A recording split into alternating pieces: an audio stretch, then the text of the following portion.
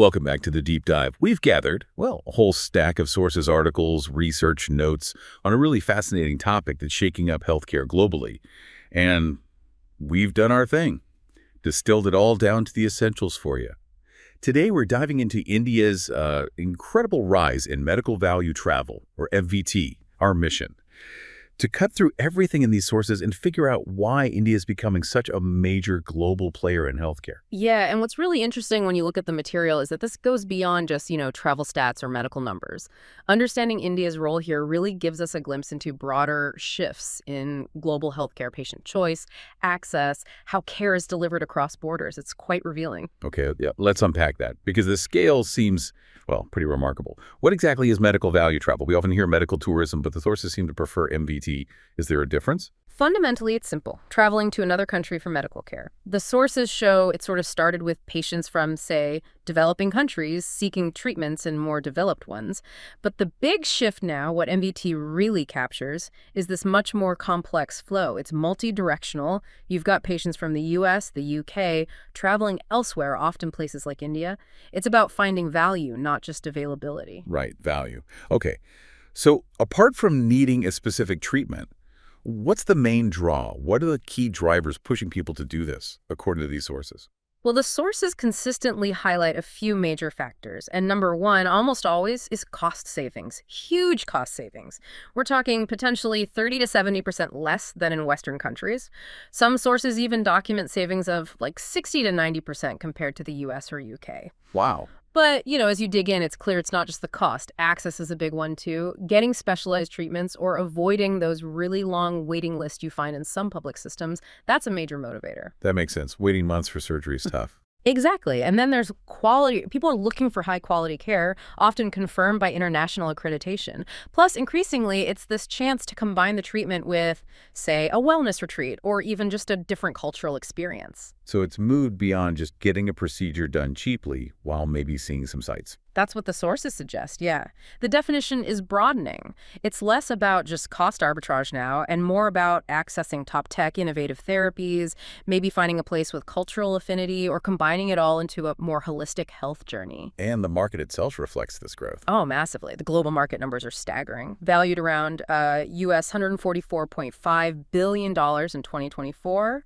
And one projection we saw forecasts it hitting possibly US $704.8 billion by 2033. Asia Pacific is already a dominant player, holding a big slice of that pie. That's almost a five-fold jump in under 10 years. Incredible. Is this mainly for big surgeries? It's diverse, actually. The sources break it down. Yes, major surgeries are key, but you also see significant volume in cosmetic procedures, dental, cancer treatments, rehab. It's a whole range of things under this MVT umbrella. Okay, so that's the global picture. Big market, lots of drivers. Now let's zoom in on India. How is India fitting into this massive global trend? Where do the sources place it? India's trajectory is shown as really rapid and significant. Now, the exact figure, they vary a bit depending on the report you read, but the underlying trend is crystal clear. We see estimates like US $9 billion market value in 2022, projected to hit US $13 billion by 2026, maybe over US $16 billion by 2030. And yeah, one source even throws out a figure like US $43.5 billion by 2033. That's serious acceleration. And what about actual patient numbers? Are we seeing a big influx? The numbers are definitely impressive. Sources mention around 2 million patients annually coming from about 78 countries for medical, wellness, and IVF treatments combined. Some higher estimates cited push that even towards maybe 7.3 million international patients in 2024. If you look just at medical visas issued, that tells a story too, up from around 375,000 in 2019 to nearly 600,000 in 2023. Quite a jump. Yeah, and patient footfall apparently increased by about 33% year on year in 2023 alone. They're expecting over 700,000 medical visitors this year. So where does that put India in the global rankings? Okay, so the Medical Tourism Index for 2020-2021 ranked India 10th out of 46 destinations globally, and it's also ranked 7th in the top 20 wellness tourism markets. So pretty strong positions. But the sources also kind of suggest that while these rankings are good, there's still room to grow, especially maybe in refining the overall patient journey and boosting global marketing compared to some key Asian competitors. Right. So let's get into the why. We know the global drivers, but what specifically makes India such such an attractive option. What are the core advantages the sources keep highlighting? The sources paint a picture of a powerful combination of factors. It's really a multifaceted value proposition. You've got the dramatic affordability, first and foremost. Then, critically, high-quality standards proven by accreditation. A huge pool of very skilled doctors and surgeons, access to advanced medical technology. Then there's the sheer breadth of services, including, importantly, traditional Indian medicine AWUShesh. Efficiency, meaning minimal wait times. Strong government backing, and key soft factors like widespread English use. It's this whole package, the sources argue, that makes India so compelling. Let's focus on that first one, affordability. You mentioned huge savings. Can you give us some concrete examples from the sources? Because honestly, hearing surgery costs 1/10 of U.S. prices sounds almost too good to be true for many people. It does sound extreme, but the numbers cited are pretty consistent across the material. We saw that general range of 30–70% savings, but yeah, sometimes hitting 60–90% less than Western countries. And even compared to other popular, more affordable spots like Turkey or parts of Eastern Europe, India often comes out 30–50% cheaper for many procedures. Okay, give me an example, like heart surgery. Right, so for heart bypass surgery, the sources quote figures around, say, $4,000 to $6,000 in India. Yep. Compare that to $80,000, even up to $120,000 in the U.S., or maybe $25,000 to $40,000 in the U.K. That is genuinely a life-changing difference for someone needing that surgery. Absolutely. It puts it within reach. Or take hip replacement, maybe $4,000 to $5,000 in India versus $30,000 to $50,000 in the U.S. Yep. Even something common like dental implants per implant, maybe $300–800 in India compared to $2,000 to $5,000 stateside. The cost difference is undeniable. But that leads to the inevitable question, how? How can it be so much cheaper without compromising quality? Do the sources explain the economics behind it? They do, and it's a really important point they make. It's not about cutting corners on care. It boils down to fundamental economic differences. Things like significantly lower operational costs, labor, administration, utilities, land. Huge patient volumes allow for economies of scale. Favorable currency exchange rates for many visitors play a part. Government policies support the sector too, and sometimes there aren't extra taxes slapped onto medical procedures. So the source emphasize the affordability comes from these structural advantages, not from skimping on quality. Which brings us perfectly to that next crucial element. Quality. If the price is low, patients need reassurance. How is quality demonstrated? What do the sources point to? Accreditation is key here. That's how hospitals signal they meet rigorous international standards. The two main ones highlighted are JCI Joint Commission International, which is seen as the global gold standard, especially for hospitals targeting international patients. And then there's India's own national body, NABH, the National Accreditation Board for Hospitals and Healthcare Providers. Crucially, the sources note NABH is part of ISQA, the International Umbrella Group for Healthcare Quality, which gives it real international weight. And how widespread are these accreditations in India? Well, there's a significant number of NABH-accredited hospitals, 839 is the figure cited. For JCI, which international patients often look for specifically, a 2022 source mentioned 38 hospitals, mainly clustered in the big hubs like Delhi, Mumbai, Bengaluru, Chennai. So quite a few options with that international stamp. Exactly. And the sources stress how vital these are. They give patients objective proof of safety standards, clinical protocols, overall quality management. It offers that peace of mind when you're considering traveling so far for something as important as healthcare. Although it's worth noting, as the sources do, that while NABH is considered very robust, its brand recognition globally isn't quite at the level of JCI yet. So having that JCI accreditation is often a very effective signal for attracting international patients specifically. Makes sense. Okay, beyond the facilities and paperwork, what about the people, the doctors, the nurses? What do the sources say about the workforce? This is consistently portrayed as a major strength. India has a very large, deep pool of highly skilled medical professionals. Many doctors and surgeons have actually trained or worked extensively in top institutions in the West, the US, UK, Australia, etc., before returning to practice in India. So they bring that international experience back. Precisely. Some sources call it brain circulation, this flow of expertise enriching the local system. And then there's a huge practical advantage that comes up repeatedly. English proficiency. Ah, right. Communication. Yes. English is widely used in medical education and professional settings in India. So doctors, nurses, administrative staff, many are fluent. For patients from English-speaking countries or those who use English comfortably, this removes a massive barrier. That must make a huge difference in terms of comfort and, well, safety too. Absolutely. Clear communication about complex medical issues is critical. It's highlighted as a distinct advantage India has over some other MVT destinations where language might be more of a hurdle. Okay, skilled people, good communication.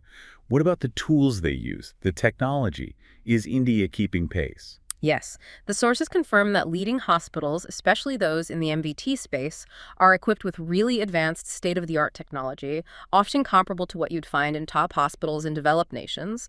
MVT itself has likely helped drive some of that investment. Well, what kind of tech are we talking about? Well, the sources list things like robotic-assisted surgery becoming more common, AI being used for diagnostics, advanced telemedicine platforms which are vital for pre- and post-trip consultations, minimally invasive techniques, even highly specialized things like 3D-printed custom implants, advanced radiotherapy systems like CyberKnife or Gamma Knife, and cutting-edge imaging like intraoperative MRI suites.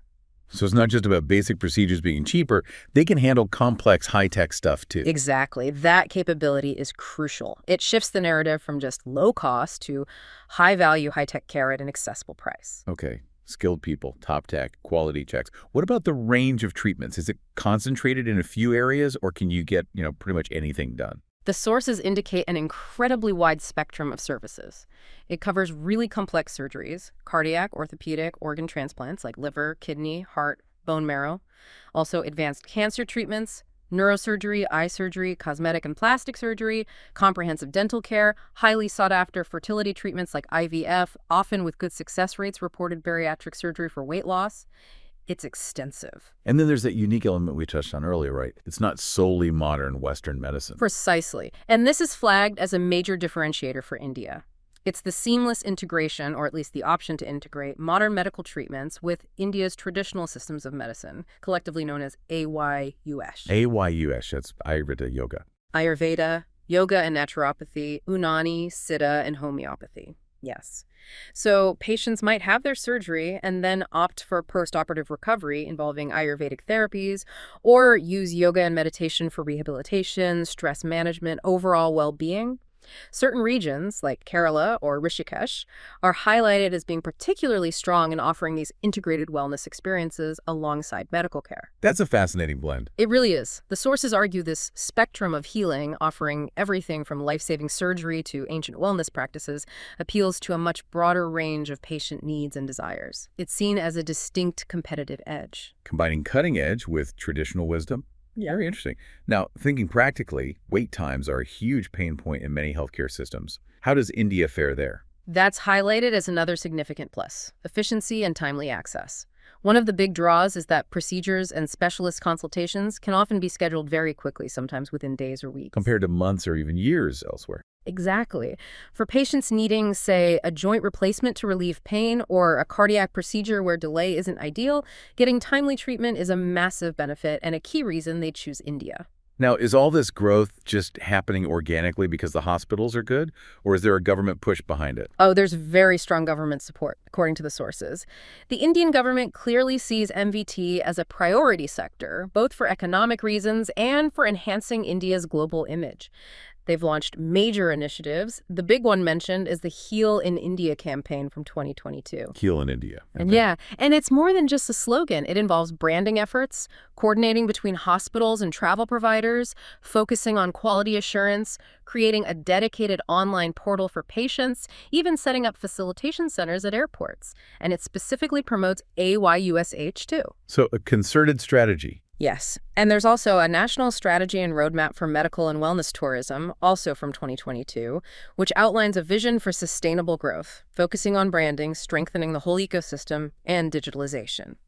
Plus, policy measures like increased healthcare funding, tax breaks, duty exemptions on life-saving drugs, and that special AWS-RES visa category introduced in 2023. So the government is actively trying to make this happen. Definitely.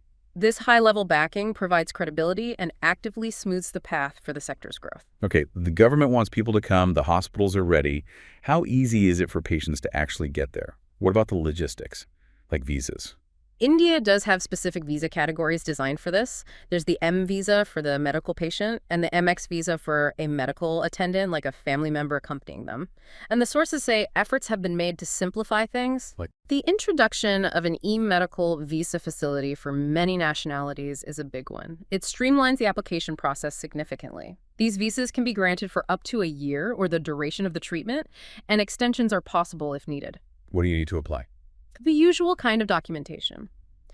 Medical reports confirming the condition, a recommendation from a local doctor if possible, proof you can cover the costs, travel itinerary.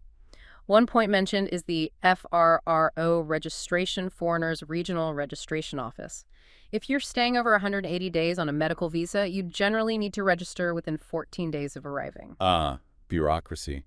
Is that still a hurdle? Well, the sources suggest that while things like e-visas have really helped, aspects like the FRRO registration or occasional variations in processing times can still feel a bit complex or bureaucratic for some patients. There were historical concerns about visa costs and hurdles, so the implication is that continued simplification is beneficial for the patient experience. But overall, getting there is feasible. Yes, and improved air links to the major cities where these hospitals are concentrated also helps make the actual travel easier.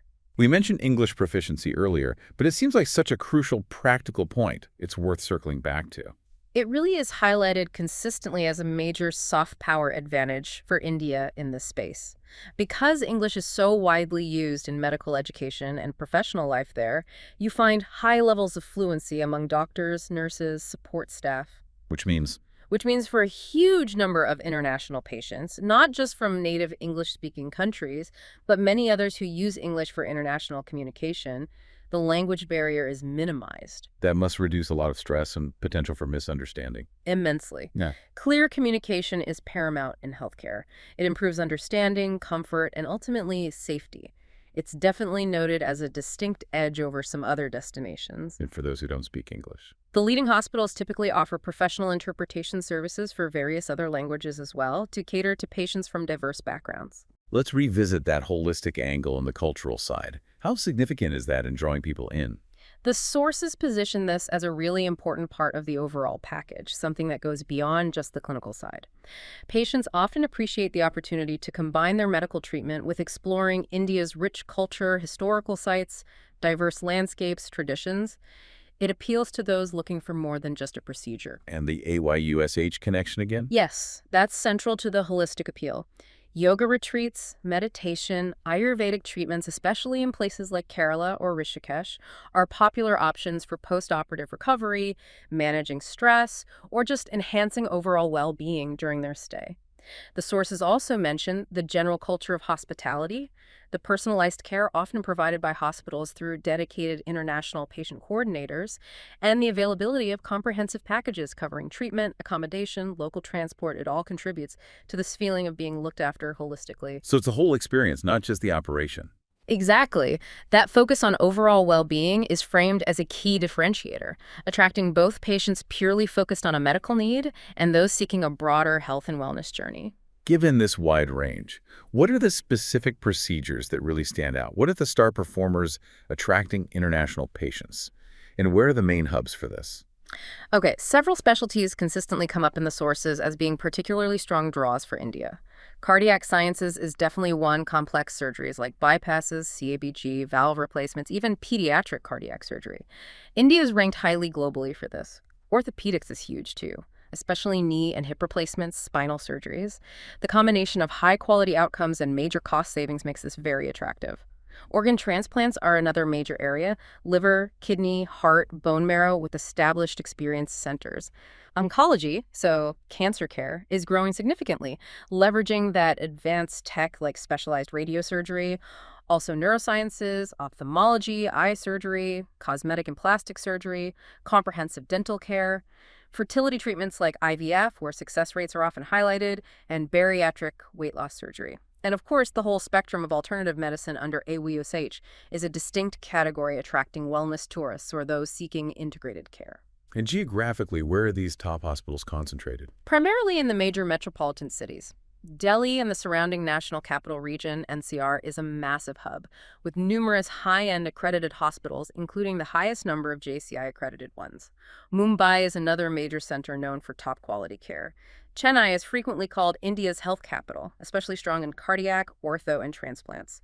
Bengaluru, being the tech hub, is also prominent, often known for innovation. And Hyderabad is increasingly recognized as a key MVT destination. So mostly southern and western India. Predominantly, yes. These regions tend to have better infrastructure, connectivity, and a concentration of medical expertise. The sources do mention developing healthcare facilities in Tier 2 cities as a future opportunity to spread the benefits and offer different environments for recovery. Okay, India is clearly a powerhouse, but it's a competitive world out there. Who are the main competitors the sources mention, and how does India stack up against them? Yeah, it's definitely a competitive landscape. The key competitors usually cited are other major Asian hubs like Thailand, Singapore, Malaysia, South Korea, and also Turkey. Plus, for North American patients specifically, countries like Mexico and Costa Rica are significant regional players due to proximity. How do they compare, say, India versus Thailand? Thailand's often known for its hospitality focus, strong wellness tourism sector, and popularity for cosmetic and dental procedures. India generally offers deeper cost savings, especially for complex surgeries, has that more deeply integrated AUS system, and perhaps broader English proficiency in medical settings. Thailand might be perceived as stronger for the overall medical holiday experience, especially for aesthetics. Okay, what about Singapore? Singapore is positioned as very high quality, high tech, premium care, but also significantly more expensive. India's main advantage against Singapore is the massive cost difference while still offering internationally accredited quality. Singapore often ranks higher on perception indices for overall environment equality, but India competes strongly on delivering high standards at a fraction of the cost. And Malaysia or Turkey? Malaysia is a strong competitor, cost-effective, good in areas like cardiology and oncology. India often still has a cost edge, maybe a larger pool of specialists, and the unique AYU-ASH factor. Turkey has surged, particularly in aesthetics, dental, hair transplants, leveraging its location for European MENA patients. India usually offers greater savings on major complex surgeries compared to Turkey and, again, has the distinct AYU-ASH offering. Different strengths and niches. Exactly. South Korea is a leader in aesthetics and high-tech treatments, but India generally offers deeper savings across a wider range of procedures. Mexico, Costa Rica compete mainly on proximity for Americans. India competes on a global scale, often with greater savings for complex care, plus the government backing and unique holistic blend. Ultimately, the sources position India's competitive strength as that potent combination: significant affordability, proven quality, vast expertise, advanced tech, and the unique AYUS integration. It sounds like a compelling package. But growth always brings challenges. What hurdles or obstacles do the sources point out that India needs to address to maintain this momentum? They definitely identify areas needing attention. One is infrastructure disparity. The hospital might be world-class, but the overall experience outside the hospital, transport, accommodation consistency in some areas can vary. Regulation across the whole ecosystem is another point. Not just accrediting hospitals, but ensuring standardization and professionalism among the facilitators, travel agents, and the wellness sector, which is less regulated. This builds trust. Right, the intermediaries matter too. Absolutely. Also, increasing global awareness and acceptance of the NABH accreditation to the same level as JCI.